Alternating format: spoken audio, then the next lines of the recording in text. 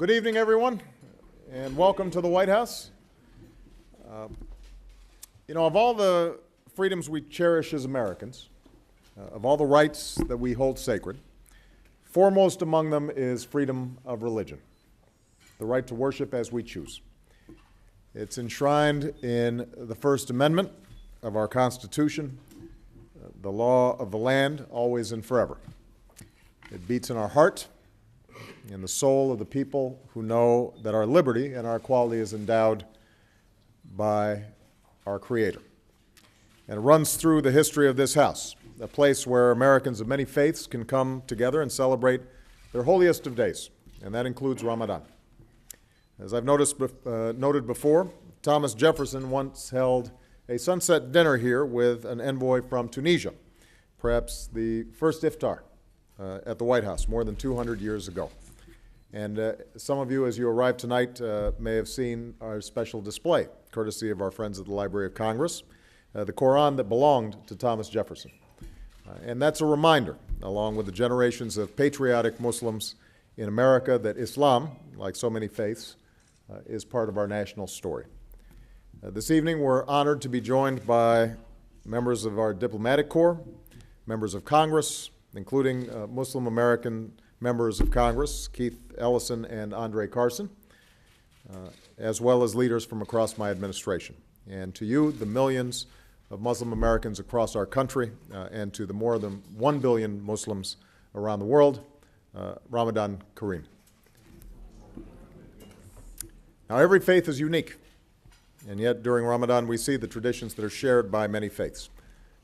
Believers engaged in prayer and fasting, in humble devotion to God, families gathering together with love for each other, neighbors reaching out in compassion and charity to serve the less fortunate. People of different faiths coming together, mindful of our obligations to one another, to peace, justice, and dignity for all people, men and women. Indeed, you know that the Quran teaches, be it man or woman, each of you is equal to the other. And by the way, we've seen this in recent days. In fact, the Olympics is being called the year of the woman. Here in America, we're incredibly proud of Team USA, all of them, but we should notice that a majority of the members are women.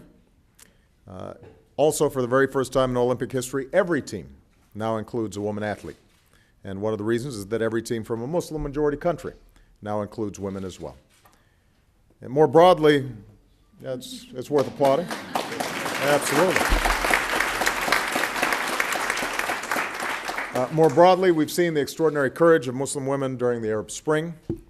Women right alongside men taking to the streets to claim their universal rights, marching for their freedom, blogging and tweeting and posting videos, determined to be heard, in some cases facing down tanks and braving bullets, enduring detentions and unspeakable treatment, and at times giving their very lives for the freedom that they seek, the liberty that we are lucky enough to enjoy here tonight.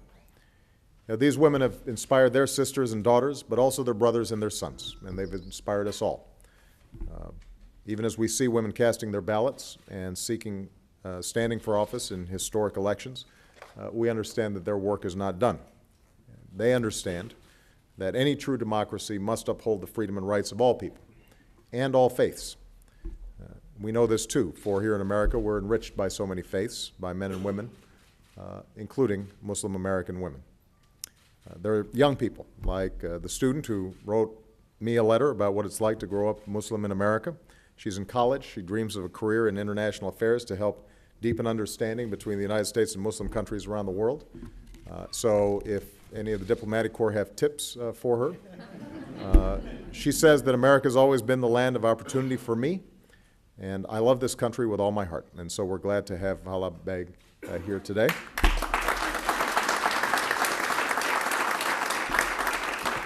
They are faith leaders like Sana Nadim, one of the first Muslim chaplains at an American college, a voice for interfaith dialogue, who's had the opportunity to meet with the Pope to discuss these issues. We're very proud to have you here.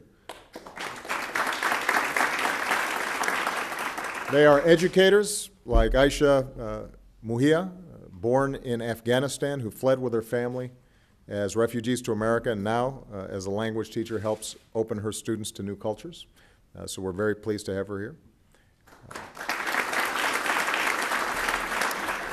They are entrepreneurs and lawyers, community leaders, members of our military, and Muslim American women serving with distinction in government. And that includes a good friend, Uma Abedin, who has worked tirelessly.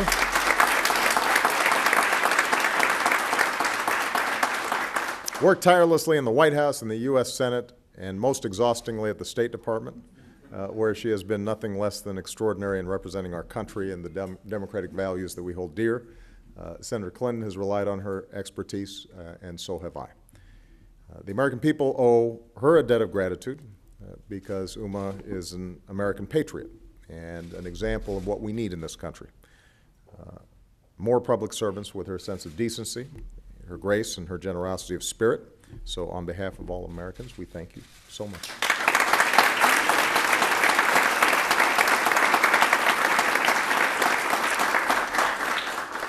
These are the faces of Islam in America.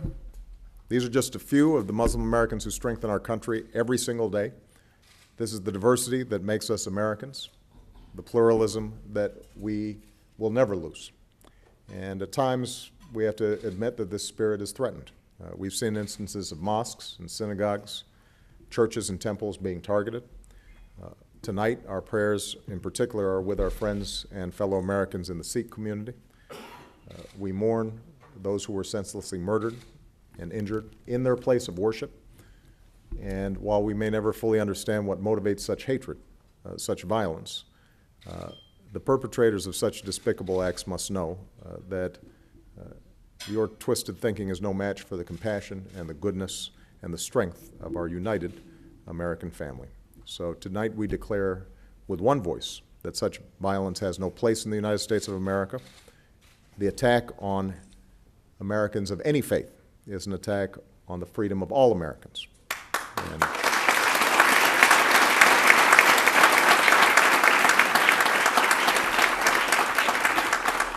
no American should ever have to fear for their safety in their place of worship, and every American has the right to practice their faith both openly and freely and as they choose.